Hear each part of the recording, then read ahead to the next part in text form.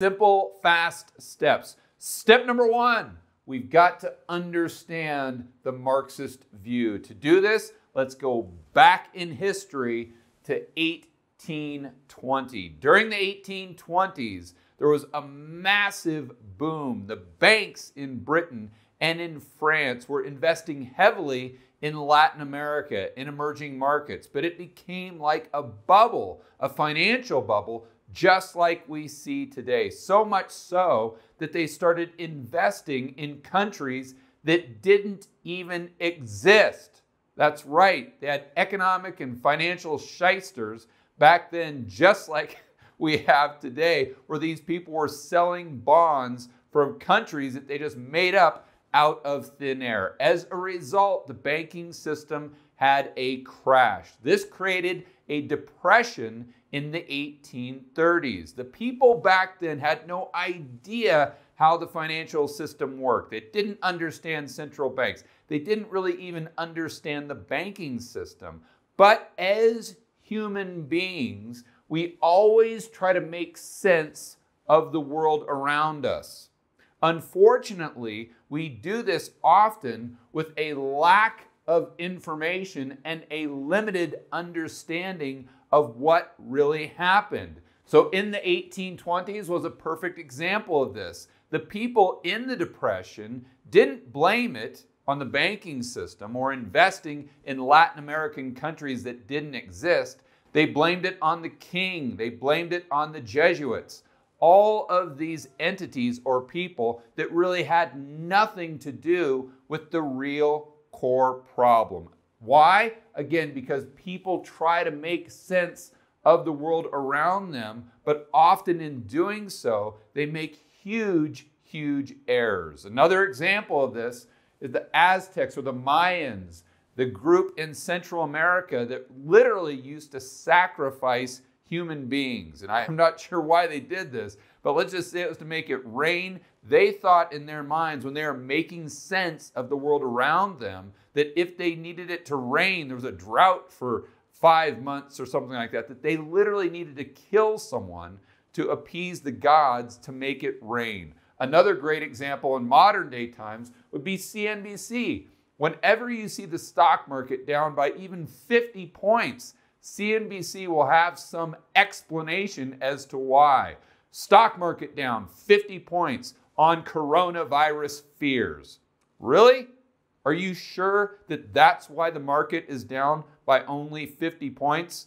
Maybe, maybe not. But again, it goes back to this point that you need to remember for the entire rest of the video to make sense. And then let's remember lastly that what we see today is what was taught in universities 10 and 15 years ago. So what we can see being taught right now in the universities is what we can most likely expect over the next 10 years, over the next 15 years. And these professors and people coming out of the universities, regardless of their belief systems, have a massive reliance on cognitive dissonance. If you don't know what this is forming a strong belief system, and anything that you see just enhances the particular belief system. It's a self-defense mechanism we have as human beings to try to alleviate the feeling of pain. And we do this to the degree that even if we see facts that completely contradict our belief system, we'll totally ignore them or we'll spin them in order to prove the original things that we believe. So let's get into the Marxist principles for the video. First is the production of goods and services. This is at the core of their belief system, which is actually a good thing. You'd think the Keynesians would take the same approach. But the Marxists also believe that people are kind of compartmentalized into specific groups. And you don't have one person moving from one group or group A over to group B. It's like if you're born in group B, you're there for the entirety of your life. If you're born in group A, you're there for the rest of your life. And it doesn't really work that way. But again, this video isn't about debunking Marxism. It's about explaining it in trying to answer this crucially important question. They also see people as chess pieces that behave the exact same way every single time. So if you're in group B, well, then you always do these things. If you're in group A, then you always do these things. And each group's actions they take are completely predictable. Also, they see transitions from one system to the next system, and each system is superior because theoretically it can produce more goods and services more efficiently. If you read Marx, he was actually very complimentary to capitalism from the standpoint it was far superior to feudalism and it was able to advance society forward. But what he believes is capitalism gets to a certain point where it can't grow any further and it starts to feed on itself and destroy itself. So he thinks that going back to the production of goods and services, that feudalism did a poor job, capitalism did a much, much better job, but at a certain point, capitalism won't go any further. It'll start to destroy itself.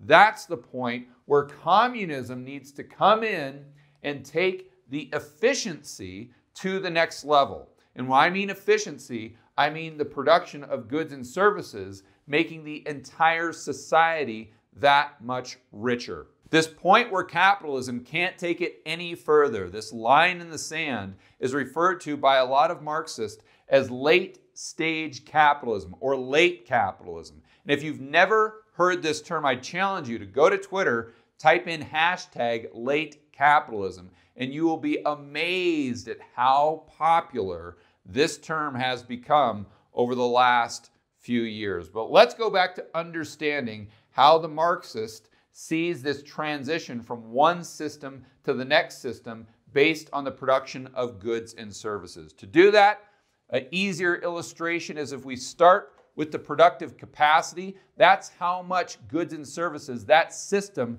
is capable of creating, whether it's feudalism or capitalism. So we start with feudalism, let's say, and capitalism comes in, it grows the economy, grows it even further, but at a certain point it hits its limit. It cannot continue to grow because the productive capacity has been reached. This is when Marx, obviously this is Karl Marx right here, holding a sign saying, "I love communism." But he's saying, listen guys, the system can't grow. And in order for society at large to become richer, we need to abandon the current system and move to something superior. But to reiterate, even Marx himself admits that you can't go from feudalism to communism. That doesn't work. You have to go from feudalism to capitalism, then to communism. And a lot of people don't understand that. Let's look at it illustrated another way just to make sure we're all on the same page. The Marxist sees it as this timeline moving forward. We start with a certain system, and this system runs into a brick wall where it cannot grow any further. That's when you need revolution. The two groups battle it out, and the winning system, the superior system, needs to take over. When they went from feudalism to capitalism, it was the aristocracy battling the capitalists. The capitalists needed to win. But the peasants really didn't have a say in it, or the proletariat. But when you go from capitalism to communism, this is another battle of the classes, the two groups of people, but they're just two different groups. Now you've got the capitalists battling it out with the workers. The workers need to win this battle, this revolution that brings in communism and takes society as a whole to the next level of wealth and the next level of social justice. And you may be saying to yourself, yeah, George, I get it, but isn't it obvious? If you go back and look at Russia, can't the Marxists or the communists see that it was a complete failure? Well, maybe you and I would see that, but again, you need to look at it from their vantage point to be able to answer the question of the video. And their view isn't the fact that Russia failed because of communism. Their view is Russia failed because they didn't allow capitalism to actually take hold for long enough. So it wasn't that communism was a failure, it's just the timeline they got wrong. It's very important, and we'll address that again in step number 3. And before we move any further, I want to give a huge hat tip to Jeff Snyder and Emil Kalinowski. I'm basing this entire video on their most recent podcast. So if you haven't seen their show, Making Sense Eurodollar University, make sure you check it out on iTunes or on YouTube. Now let's dive into the details of how this last stage of capitalism plays out in the mind of the Marxist. They see prices dropping first, ironically enough, because the capitalists are so darn efficient. And they'll admit that. So the prices drop, then these businesses start to go bust because their margins get squeezed. The businesses that are left form monopolies. Once they form these monopolies, they jack prices up and they start to lower wages. This increases the wealth gap dramatically, which means the capitalists have fewer and fewer buyers. If they have fewer buyers, they have less profits. And at a certain point, their profits shrink so much that they look for other areas to expand their wealth. The only other option is then to speculate in financial assets, creating these giant booms and busts. Hopefully this sounds pretty familiar to you. To understand this better, let's go right to a video clip explaining this stage of capitalism. And I want to point out this video was done very, very excellent, but it was done by an actual Marxist. It wasn't some Austrian trying to translate what Marxism is saying. Kind of like I'm doing right now. So let's cut right to the video. Just as the forces of production were hampered by the feudal relations of production once before, now too the productive forces in capitalist society have developed to a point where they are constricted by the capitalist relations of production. The productive power of society is now being held back by the capitalist order, and I'll show you what I mean by this. Under capitalism, production is carried out for private profit. As products are produced more and more efficiently, their cost falls and can be sold cheaper to steal buyers from other competing capitalists. Unfortunately, as competing capitalists catch up and manage to sell their products at this cheaper price, the profit rate has fallen, and there is a scramble to lower costs again. Innovation now becomes the enemy of the capitalist in the long run. To fight back against this tendency of the rate of profit to fall, capitalists can monopolize markets, artificially restricting supply and hiking prices well above their cost, completely putting to waste the productivity of society. They can also monopolize intellectual rights, holding back the general adoption of innovative technology. But none of this really matters when the vast majority of workers don't have the money to buy the products. Every capitalist seeks to lower labor costs as much as possible, but still wants buyers. Debt and the hyper-exploitation of the global south can help bridge this contradiction, but it's not particularly stable. As productive industries become less and less of an attractive investment due to their slim return rates, capitalists increasingly swarm to invest in unproductive financial markets and speculative bubbles. Resources wasted in these financial schemes and bubbles are resources that could have been invested to further technological development.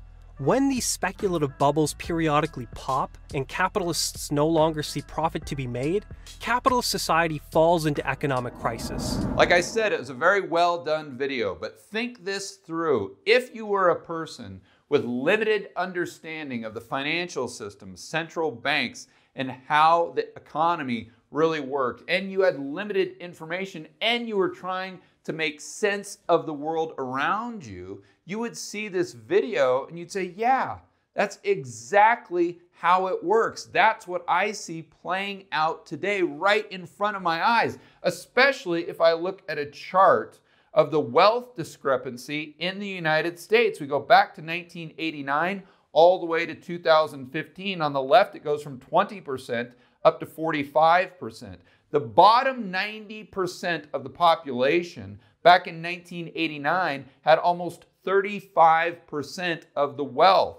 Today, it's almost 20%. It's really gone down dramatically. Where the top 10%, their wealth has increased over the exact same time frame. So they look at what Marx was saying, they say, aha, everything I learned in university was spot on. And since that time, the belief system that I've grown by being in this echo chamber of social media, well, that's obviously correct as well. It goes right back to what Marx was saying. The wealth gap would increase when we get to late stage capitalism. We're seeing it play out in the data and the charts. And let's not forget what happens is the capitalists get to a point where they can't squeeze the worker anymore. What do? They start speculating, creating booms and busts. Look at this chart. This is obviously where late stage capitalism started to set in. At this point, the capitalists couldn't squeeze any more margin out of their workers. They started to speculate. This creates the booms, the bust, boom, bust. And then the Fed steps in, saves capitalism, prints money, which takes the stock market to all-time highs before crashing before the cerveza sickness. But of course, the only reason the economy and the market has crashed is because capitalism is so unstable. This is the view of the Marxist, and it's crucial we see the world through their eyes to understand the probabilities of Marxism taking over the United States. Step number 2, Marxist reality check. And I know most of you throughout the entire step number 1 were saying, George, that's not because of capitalism, that's because of the Fed. And of course, you nailed it, spot on. What the Marxist sees as late capitalism is really early Fed fiat currency, a manipulation of interest rates and inflation. I really want to focus on inflation for a moment for those viewers who might be new to the channel. Since the Fed was set up in 1913, inflation has increased by over 2,000%. If we only had a healthy type of deflation instead of the inflation, and notice I said a healthy deflation, this is what we would have with a free market capitalist system. But if we only had a healthy type of deflation, the middle class and the poor would get richer and richer and richer. But that is for a separate video. Going back to the wealth gap and the boom and bust, this is created by the Fed and the central banks. They even admit it. To dive into this further, let's go straight to a video from the Bank of England explaining the purpose of quantitative easing. The aim is to boost spending to keep inflation on track to meet the 2% target. Alongside its decisions on asset purchases, the Monetary Policy Committee continues to set bank rates each month. The bank purchases assets from private sector businesses, including insurance companies, pension funds, high street banks and non-financial firms. Most of the assets purchased are government bonds. There's a large market available, so the bank can buy substantial quantities of assets fairly quickly. The Bank of England's injection of money into the economy works through different channels and has a variety of potential effects. When the bank buys assets, this increases their price and so reduces their yield. That means the return on those assets falls. This encourages the sellers of assets to use the money they receive from the bank to switch into other financial assets, like company shares and bonds. As purchases of these other assets start to increase, their prices rise, which pushes down on yields generally. Lower yields reduce the cost of borrowing for businesses and households. This, in turn, leads to higher consumer spending and more investment. Of course, higher asset prices also make some people better off, which provides an extra boost to spending on goods and services. So let's go over the basics. The Fed goes to all the primary dealer banks. It buys their treasuries. It prints up new bank reserves. It's not really money, but for the sake of this example, to keep it simple, we'll assume it's typical dollars circulating in the system. The primary dealer banks take that additional money. They go into the stock market. They buy risk assets. At the same time, this expands the balance sheet capacity, meaning they can give more loans to hedge funds and financial institutions that can take the additional purchasing power, go into the stock market as well, raising it to all-time highs. It increases the wealth gap and it exacerbates the boom and bust of the business cycle. But the Marxist sees this whole process as an extension of capitalism, when you and I know it's the complete opposite of free market capitalism. Everything on this list, whether it's businesses going bust from monopolies, we have lower wages for the workers, speculation, it's not because of capitalism, it's because we have a reduced amount of capitalism and free markets. But the main takeaway from step number 2 is all the tools the Fed has at their disposal, the money printing, the artificially low interest rates, and the quantitative easing. All the things that you and I know create wealth inequality, and these financial bubbles, like the dot-com bust, the real estate bubble, and the everything bubble, in the eyes of the Marxist, they see this as more and more and further proof of late-stage capitalism. Step number 3, the end game. Let's go back to step number 1 very quickly and remember that we as human beings need to make sense of the world around us. Often we do it with very limited understanding, limited information. The universities, basically what was taught 10, 15 years ago is what we see in society today. And what's being taught in the universities currently is what we should expect in the future. This breeds a lot of cognitive dissonance and entrenched beliefs. Third is a lot of people, especially Marxists, believe that you are born into a specific group. So if you're a worker, you're going to stay there your entire life. You never have the flexibility, the mobility, the opportunity to go from being a worker to maybe being an employer or a business owner. And even if you are a worker, you never have the opportunity to make more and more income. Why? Because we're in late stage capitalism, and the only way capitalists can continue making more and more profit is if they pay you less and less money. This takes away people's hope for a better future for themselves and their children. And if you take away people's hope, they start to take drastic measures. This, in and of itself, is very, very powerful. We also need to realize this is a global phenomenon. It's happening in different countries in different ways. And this is crucial that you get your mind around this so you can understand the gravity of the problem we're dealing with. To dive into this further, let's go to the genesis of this entire whiteboard video. And that's the last podcast from Jeff Snyder and Emil Kalinowski. The Chinese, when the Soviet Union fell in on itself in the early 1990s, they sent teams of researchers into the former Soviet Union to try to identify what went wrong in communist Russia in order to not become the next communist Russia to fall in, at that time, a whole bunch of dominoes across Eastern Europe.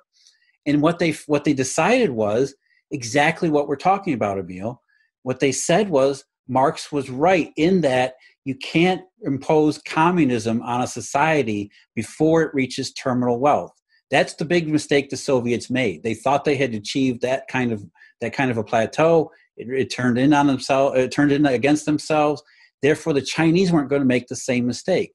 So communist China in the early 1990s went on essentially a capitalist spree, a limited capitalist spree, which reinvented China. It reinvented the Chinese economy in the same exact way, turned a largely agrarian, backward economic system into a modern industrial powerhouse.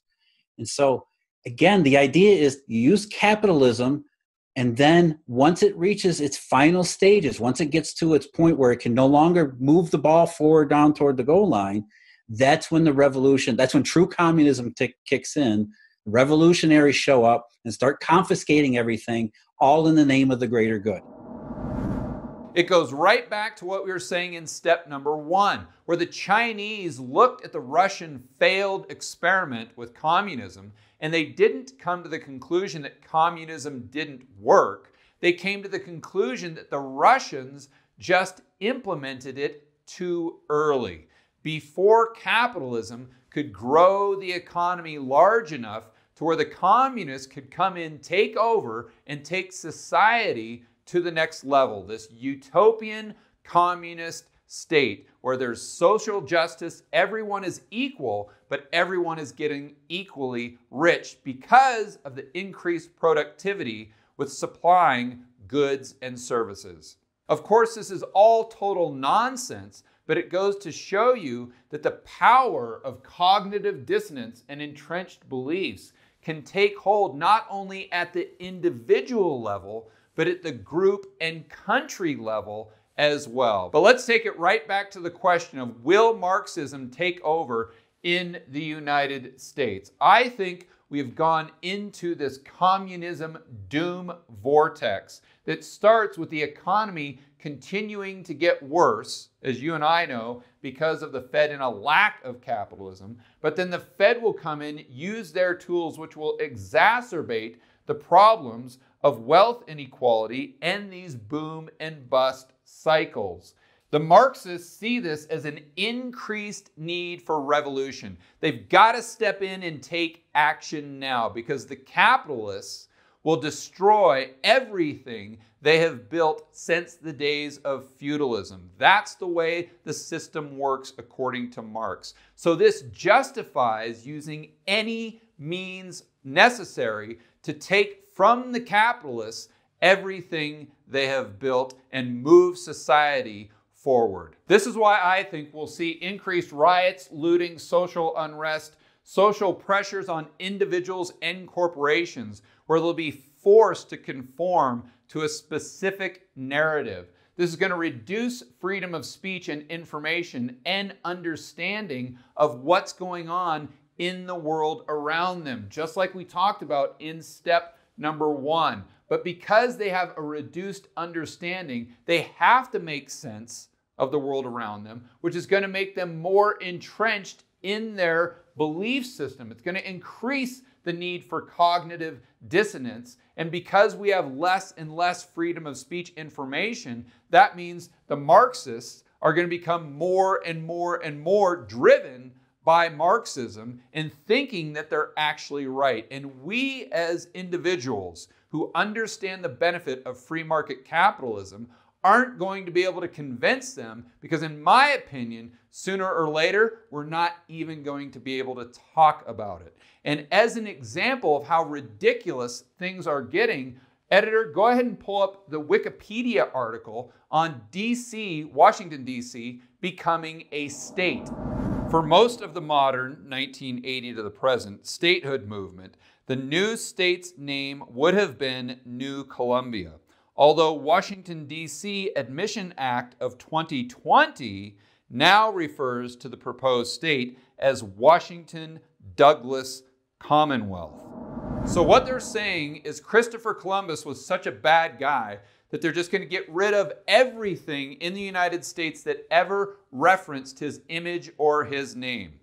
Let me be clear. I'm not saying that Christopher Columbus was right or wrong. You shouldn't take down his statues. You should. That's a completely separate debate. What I am saying is the best disinfectant for bad ideas is sunlight. You don't want to sweep it under the bed and pretend it doesn't exist. This entire video is a perfect example of that.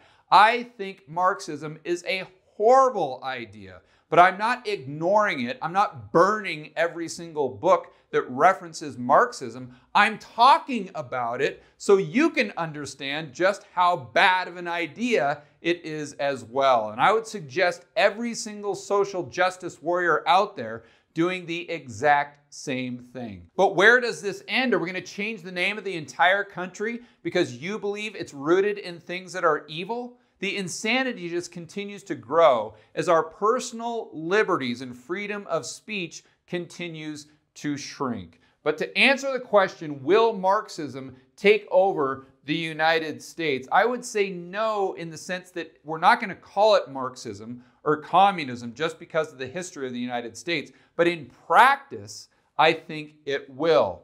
The private ownership will always be there, but it'll be a facade. Yes, it may have private ownership, but taxes and regulations are going to continue to increase so high that the people that actually own the business aren't going to be in control at all. They're definitely going to socialize the profits through these higher taxes, but the government will really have control over the businesses. But I think it'll be a different way. It's not going to be a dictatorship like we saw in China and in Russia. I think it's going to be a mob control. The mob is going to control the government, and they're going to do this through social media. So as an example, the government or a corporation will throw out a trial balloon, let's say the next Nike ad, and depending on how the mob on social media receives the ad, that's how they're going to determine whether or not that ad is released. And the government is going to remain at the mercy of the mob because it's still going to be a democracy. So the means of production won't be in the hands of the private sector. The means of production will be in the hands of the mob. But there is some good news. I want to remind everyone that even the Marxists see a place in the world for capitalism, just not in the developed world. So if you're an investor, maybe you're someone who's looking for more personal freedom, or maybe you are a capitalist yourself, why don't you consider going to an emerging market, a developing country, where even the Marxists see capitalism as being beneficial. You can go there yourself. You won't be bothered with all of this nonsense. You can improve those societies. You can improve those countries themselves, while at the same time, the developed world continues to decline. For more content that'll help you build wealth and thrive in a world of out-of-control central banks and big governments, check out this playlist right here, and I will see you on the next video.